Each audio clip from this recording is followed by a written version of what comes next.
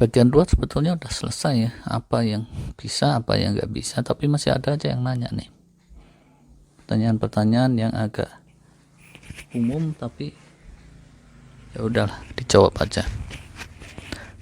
Pertanyaan pertama, apakah anak-anak IF itu jago nyontek? Nah, di bidangnya ya, atau bidang terkait itu boleh dibilang ya, rata-rata jago nyontek. Di sektor digital IT, software itu, nyontek itu relatif gampang sih. Itu sebabnya. Jadi secara umum lumayan jago nyontek. Jedar hari ini tiba-tiba ada game sederhana yang booming di dunia gadget misalnya. Bisa nggak lo contek bikin versi lo sendiri dari game tersebut? Nah, itu celutukan yang sering muncul di kalangan IF. Jadi kalau dalam ilmu nyontek, oke lah gitu. Pertanyaan kedua, apakah rata-rata anak IF punya determinasi dan ambisi untuk sukses yang kuat? Dulu sekarang mungkin agak beda, tapi perasaan saya rata-rata kuat sih. Punya jiwa pejuang yang solid, seperti umumnya anak ITB. Tapi nggak semua. Catatannya itu. Pertanyaan berikutnya, apakah dalam bidang spiritual itu lemah?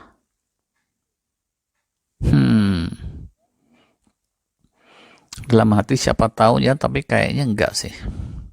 Umumnya secara spiritual itu kuat. Minimal kuat menahan malu. Pertanyaan berikutnya lagi, apakah anak-anak IF itu baik-baik, suka berbuat baik? Jelas sih, rata-rata suka berbuat baik. Masalahnya cuma satu, definisi baik sendiri itu macam-macam. Ada yang mendefinisikan bahwa naruh batu bata 3 biji di ransel teman kuliahnya supaya jadi berat itu sudah merupakan satu kebaikan. Kalau ada puting beliung, dia kan jadi nggak kebawa angin, ya kan? Berarti baik gitu, ya kan? Ada yang mendefinisikan seperti itu, ya kan? Tergantung definisi.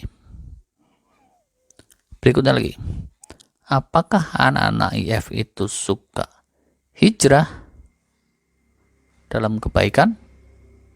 Ya banyak sih yang suka.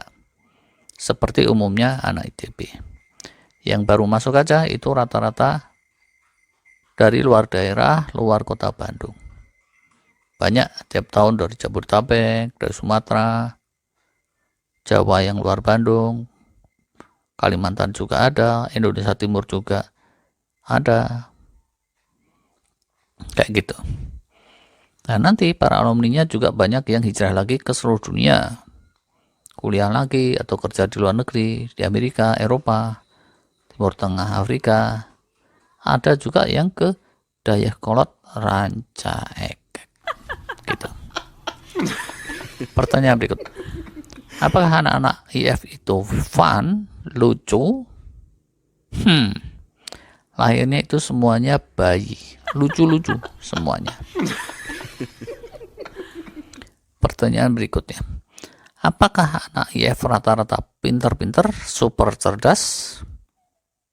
Jawabnya tidak. Dari tahun ke tahun, yang mendekati jenius itu amat langka. Minoritas amat langka. Yang rada on, nah ini hampir semua, yaitu untuk bidang yang berbeda-beda. Rata-rata anak IF itu mengandalkan ketekunan, bukan kecerdasan. Jadi, kalau nanti ada berita viral gitu, anak IF ketipu sama tukang kredit misalnya, gak usah kaget. Cuma silahkan ditanyakan aja, ngapain juga anak IF tertarik kredit panci apa segala macam gitu. Pertanyaan terakhir, apakah anak IF keren-keren, ganteng-ganteng, cantik-cantik? Lumayan sih, lumayan hancur. Enggak hancur sih, Ya, kalau ada pemilihan abang none, akang neneng gitu. Lumayan banyak sih yang bisa lolos. Tapi banyak juga yang meloloskan diri. Ngibrit sekenceng-kenceng. Begitu. Sekedar pendapat pribadi dari alumni IF ITB Informatika Jadul. Apakah sekarang masih seperti itu? Walau alam bisawab. Oke, kita jadi 3 bagian nih. Saya pikir segini dulu ulasan tentang IF ITB. Sebagai penutup ya bagi para pejuang UTBK, para pejuang SNMPTN dan SBMPTN, yuk kita berdoa bersama, kita doakan bersama, semoga cita-cita tercapai.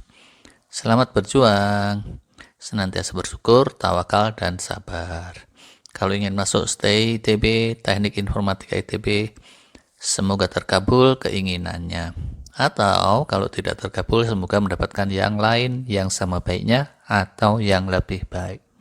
Amin. Bagi banyak pejuang ya, SNMPTN, SBMPTN, sebentar lagi, ingatlah pesan Napoleon. Waduh, ingat pesan Napoleon saat mau menggerakkan pasukan menguasai Eropa. Ada yang tahu apa pesan Napoleon? Nggak tahu kan? Kalau ada yang tahu ya syukur. Kalau saya terus terang nggak tahu. Bagaimana bisa tahu? Wong dia ngomongnya bahasa Prancis, ya kan? Saya bisa tahu dari mana? Susah lah ya. Angel banget. Ya udah.